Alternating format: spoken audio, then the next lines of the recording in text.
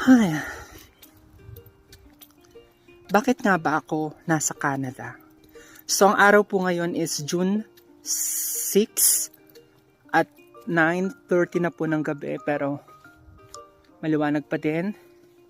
Kaya wala na masyadong mga naglalakad, pero may mga bata at teenagers pa sa park. Yun. Andito ako sa Canada kasi wala akong choice.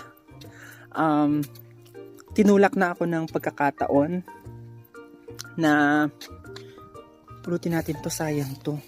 Mabango to eh. Ay, basa na siya. Ha?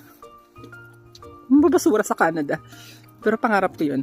At anyway, 10 years ako sa Iraq. At may rules ang